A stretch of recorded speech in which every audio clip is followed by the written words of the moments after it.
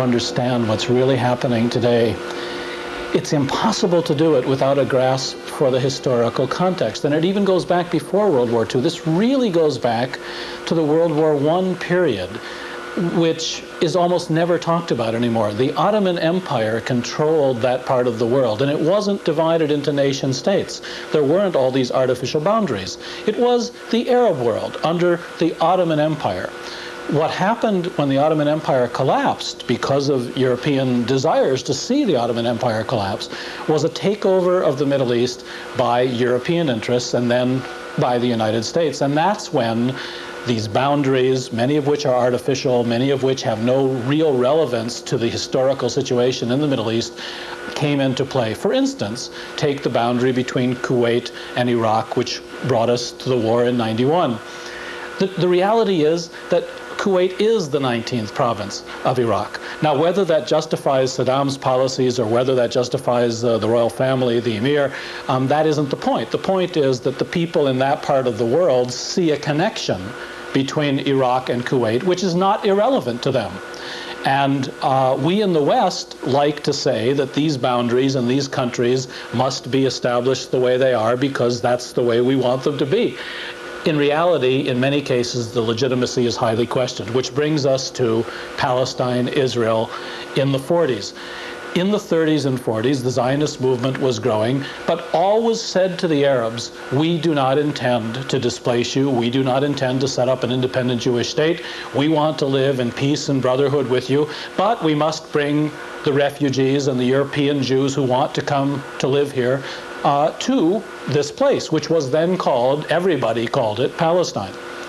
The British at the time were the administering agents, which went back to the mandate of the League of Nations. And the British played it both ways. On the one hand, they helped the Zionist movement. On the other hand, they said they were helping the Arabs. The reason they said that was they wanted both parties to look to Britain for legitimacy and for support. But after World War II, the situation changed. The British were an exhausted empire. They were unable to handle the administration of the Palestine region. So what happened at that point was essentially a civil war broke out between the Jewish community, which then had the terrible onus of the Holocaust on its shoulders and bringing the straggling refugees from Europe. Had I been alive at the time, I'm sure I would have been involved in helping bring destitute European Jews to Palestine. But why were they coming to Palestine? They were coming to Palestine because nobody else in the world would take them. They were coming to Palestine because the United States and Britain and everybody else had closed the doors to these refugees and had said to the Arabs, you take these refugees. We're going to dump them all on your shoulders. So if you realize that it was a civil war that broke out in Palestine in the mid-1940s, right after World War II, and we are still living with the ramifications of that civil war. All that's taking place today in terms of the occupied territories, in terms of making deals between the PLO and Israel, in terms of who has administration here versus who has administration there, that's because this is really one country. Whether you call it the Holy Land, whether you call it Palestine, even whether you call it Israel, it doesn't really change the reality that this is one geographic entity that has many claims placed on it. The claim of Zionism, which grew much stronger in the post-World War II world after the Holocaust. The claim of Arab nationalism, which had been put under by the Ottomans, had been pushed under by the British, now was pushed under by the Zionists and the Americans. So I think I've exhausted the couple of minutes you gave me. But it's so important to understand this context, because if you then see today's events within the larger dynamic of how we got to today's events, it's much easier to understand why the various groups are fighting in the various ways, not having given up struggles that we in the West kind of say they should have given up, but it's really not for us to. Hamas, for instance, let me just take a minute on Hamas. Hamas is not a bunch of crazy Arab radicals killing Jews and refusing peace agreements. Hamas is a legitimate expression of Islamic national interests that goes back a long, long time into the Ottoman period, in fact. And they refuse what they consider to be an agreement which subjugates them, which places them on reservations, which puts them in a Bantustan situation, which leaves the Israeli empire thriving and vibrant, and is supposed to then have Palestinian police, or as the Chicago Tribune a few days ago said, Palestinian cops, taking care of them. Now, I don't share anything theologically with the people in Hamas. I have met some of them by accident on the many trips that I've taken, over 100 trips to Israel and Palestine in the last 15 years. I find them very dignified people, very thoughtful people, people very aware of their history and their heritage, people fighting for their self-determination, for their freedom, for their dignity, just as other people in other parts of the world fight for theirs. But here in the United States especially, we cast them as crazies and terrorists and renegades and killers. You know, we actually do to them the same thing that we did for 20 years to the PLO. And it's time to get beyond all these stereotypes and understand that people have legitimate grievances that they're fighting for, and these legitimate grievances have to all be dealt with if our goal is a stable and just peace. The current agreement, the agreement that was signed in Washington and then in Cairo, you know, those who are in power tend to represent things as breakthroughs, as significant historic events. They want credit for these events, of course. That's the nature of politicians. But the nature of independent analysts and the nature of people who don't have a political axe to grind should be different. They should be to say what is really happening as opposed to what we're told is happening. This agreement has been in the process for 15 or 20 years. The Israeli Labor Party has always been committed to what it has called the Alon Plan. The Alon Plan was named after Foreign Minister Alon in the 60s, I believe, that the population centers of the Palestinian areas should be taken over by Palestinians in the context of Jordanian sovereignty. But the resources and the land and the security aspects of all this territory should be left under Israeli domination. Now, the Israelis tried for a long time to find Palestinians who would cooperate with their vision of what Palestine should be. They set up village leagues, which didn't work. They held elections, which didn't work. They tried this, they tried that. All right. Then the Intifada broke out 7 years ago, this uprising for independence. Up until then, there had always been a sort of a low-grade Intifada. There had never been an acceptance by the Palestinians of Israeli occupation. And that occupation, by the way, is extremely brutal. We're not talking about the fact that the Israeli army is just there, you know, policing traffic. The Israeli army is involved in terrible forms of torture, terrible forms of repression, terrible forms of intimidation, and has been for a very long time. Outrageous in terms of what the Israelis say they stand for. And that's why American Jews like myself have been so impelled to speak up against it. When the Intifada broke out, there was a need somehow for public relations reasons, and also because Israelis were being killed and the rebellion was causing Israel a great deal of heartache. There was a need to do something about it. But the Israelis couldn't find any way to do it. Then there was a major change with the Gulf War. The Gulf War, for the first time, brought the United States front and center into the Middle East. It made it clear that the client regimes in the major countries were not popularly based regimes, but were regimes kept in power because the United States kept them there. The Gulf War, in a sense, changed the whole configuration. On top of that, the Cold War ended. So you no longer had the Arab states playing the Soviet Union off against the United States. In the last couple years, the American government has been saying to the Israeli government, you've got to do something. There's just too much upheaval, too much protest, not to mention that the Arab regimes are telling us that this is tremendously harming their own legitimacy and causing the possibility of tension and revolution in their own societies. Now, we, the United States government, do not want to see revolution in these countries, which, by the way, really means democracy in these countries, because all of these countries are held in bondage by regimes that were placed there either by the British or by ourselves, none of which have any popular legitimacy, and all of which are involved in forms of intimidation and repression of their own population. The Saudi regime, the regime in Jordan, the Hashemite kingdom of Jordan, police states like Syria, military police states like Egypt, what's happening in Algeria, where you had a fundamentalist revolution that tried to come to power through elections, and then the military, with the help of the American CIA, called the elections off.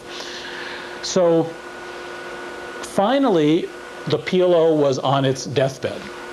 Yasser Arafat's PLO had disintegrated. His legitimacy had been undermined by Hamas, which has more popular support in Palestine than does his PLO. His financing had been cut off by the Arab regimes, which were now indebted to the United States for having saved the status quo in the Gulf and having destroyed the Iraqi army and returned the emir to his throne in Kuwait. The PLO essentially had been defeated, which is what the Israelis and the Americans had been attempting to do for a great long time. Well, on the other hand, the Israelis needed somebody to deal with. They needed some Palestinian entity to try to create this police force situation with.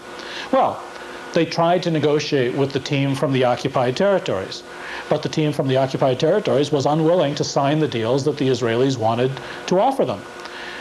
Then they found that their only option was to get Yasser Arafat to sign these deals. Now, why did he sign them? Arafat had always said he wouldn't. Arafat had ordered the negotiating team never to sign those kinds of deals.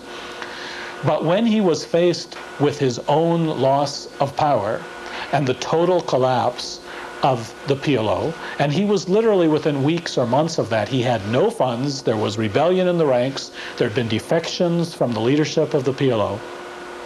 Arafat obviously decided that he was going to choose personal survival over institutional policies. And he agreed that he, in a sense, would become governor of the occupied territories on behalf of the, call it if you will, to give it a name, the imperial power, the hegemonic power, which would be Israel backed by the United States. I suspect, you know, if he were here commenting, and I know Yasser Arafat and have had dinner with him a number of times, met him a number of times, he would say, this is the best we could do. We're defeated people, we're vanquished people, this is the best we could do. And he would say, we're still hoping for a Palestinian state, we're still planning to move ahead, and we expect more to come of this. But that's not very likely. The Palestinians have given up their trump cards. The Arab world is a defeated world politically. You can think of the agreement that has just been made. Think of it in these terms. In '67, the Arab world was defeated militarily on the battlefield. In the '90s, Arab nationalism, Palestinian nationalism, has been defeated diplomatically at the negotiating table. And that's why you see so much tension within the Palestinian community. That's why even the negotiators who Arafat sent to Washington and to negotiate with the Israelis did not come to the ceremony at Washington or in Cairo. The American press doesn't tell these things very easily, but the majority of the negotiators were not in Cairo, I know that for sure. And at least the head of the negotiating team, Dr. Abdul Shafi, refused to come to the ceremony in Washington. So you have an agreement, but the agreement contains within it its own destructive tendencies, if not its own undoing. The Israelis, I believe, think they win either way.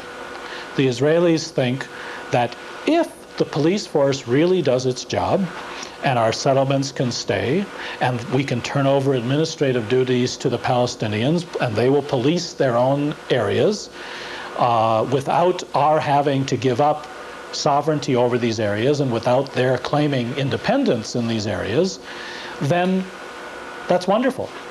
We Israelis have accomplished a great goal. We are in charge, but they take care of their day-to-day affairs. It's more likely, I think, that there will be civil war, tension, violence, in which case maybe even Yasser Arafat won't be with us. In that case, the Israelis say to the world, what more can we do? We tried so hard. We even negotiated with the PLO. We even made this agreement, to work with the Palestinian people. In which case, many people in the world, not familiar with the intricacies of the history of this problem and the regional and political dynamics of this problem, many people will also throw up their hands and say, well, what more can we do about this problem? Well, the answer really is quite simple.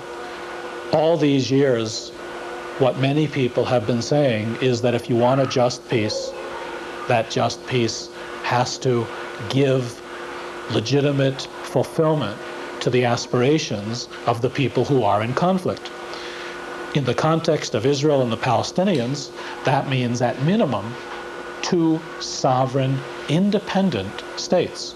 Not one state dominating over the other, not one state promoting a police force that represents a faction of the other, but 2 states, 2 nationalisms, 2 historic fulfillments, both claiming all of historic Palestine, but each at least given the attributes of its independence and national dignity, lacking being able to have control of the entire area. That's not what this agreement is about. That's what the agreement many of us have been advocating would be about. In fact, the current agreement is designed to make sure that the other kind of agreement doesn't come into play. But there's one more crucial element, if I may, and that's the very nature of the regimes in the region. What the Americans and the Israelis are trying to do with this agreement is essentially to create one more Arab client state. That means they're trying to convert the PLO of Yasser Arafat, a faction of the current Palestinian movement, into the client regime that does our bidding, accepts our funding, is dependent on us, meaning the United States and the West, for its legitimacy and for its survival. Now, having done that successfully in Kuwait, in Saudi Arabia, with the Hashemite government of Jordan, having failed in Iran, but then again there were all those years where we did have a client regime, the Shah of Iran. We all forget that they were the linchpin of stability in the Gulf not that long ago. We also tried it in Iraq. There was a monarch from the Hashemite clan that was installed by the British with American backing in the 50s in Baghdad. A revolution pushed that regime out. So what is really going on here, think of it in these terms, is that the Americans and the Israelis took the shell of the PLO, bankrupt, defeated, destitute, nowhere to go, and offered that shell, you become our client regime in Palestine. We will then supply you with used trucks and military equipment. We will supply you with funds to pay your soldiers. We will supply you with covert intelligence capabilities so you can monitor what the other groups are doing, just like we do for the Saudis and the Hashemites and others in the region. We certainly have been doing this for the Egyptians ever since Camp David was signed. You, in return, must agree to give up the struggle, must agree to police yourselves, must agree not to cause the Israelis difficulties, and must agree, in a sense, to accept American-Israeli domination of regional affairs. Now, if you put it in those terms, it becomes a lot easier to understand why self-respecting and dignified Palestinians don't find that arrangement a very desirable one. Their fight has not been over whether they could have a few crumbs of self-rule or autonomy. Their fight has been over independence and sovereignty. Their fight has been over a Middle East where Israel wasn't the only nuclear superpower always threatening to take out Arab capitals if there should be another war. Their fight is over a culture and a way of life that is grounded in the Islamic traditions that they know, not in Western traditions with prime ministers and kings that come out of armies that are trained in American camps, or prime ministers who were trained at British or American universities. They want legitimate expressions of their own culture and their own civilization, which, by the way, is a very rich and very deep civilization, which you go back to another time in history, was far advanced over the European civilization. But that time is certainly gone for the present. One little story, if I may. About 3 years ago, I was in Saudi Arabia, and it was an unplanned meeting, very late at night, that I'd been asked to come to, about 1 o'clock in the morning, actually. A room full of Saudi intellectuals. And the discussion began. They weren't aware that I was coming to their weekly meeting. I'd been invited by a newspaper to give a talk that night and then invited after to this meeting. The discussion went on. The war was in its early stages. The Americans were building up forces to attack Iraq. And I said, you know, similar things to what have been said in this interview. And across the room, a man I never met and still don't know, hadn't said a word all night. I'd been there for maybe an hour. The man looks up at one point. He's smoking his pipe. And the moment he starts speaking, perfect English. I learned later he'd been educated in the States. And he simply said the following. He said, Mr. Bruzonsky, you know, it's our great pleasure that you've come to be with us this evening. And please allow me to only correct one thing that you've said. Now, I expected all hell to break loose. I thought this was the polite Arab way of saying, okay, now let me tell you something. And all he said was, he didn't mention a word about Iraq, the war, regimes. All he said was, Mr. Bruzonsky, this evening, a number of times I have heard this word dignity, and you have used this word. You will go home in a few days, and let me tell you one thing that you should remember. This word dignity of which you have spoken, this word no longer can be found in the dictionary of the Arabs. And I thought it was just a masterful summary, that without saying anything quotable about the current issues of the day, he had said everything. And that's, in the end, what these fights from Algeria to the streets of Cairo to the camps of Palestine, that's what this is all about. Dignity, assertion of one's own culture, one's own values, one's own self-determination. And that's what our revolution was about. Why did we have the Boston Tea Party? Why didn't we like the redcoats running around in our streets?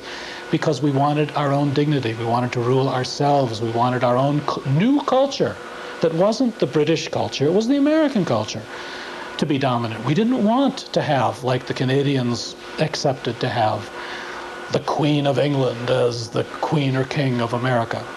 We wanted to have the United States of America. And that's why the Arab world is in turmoil.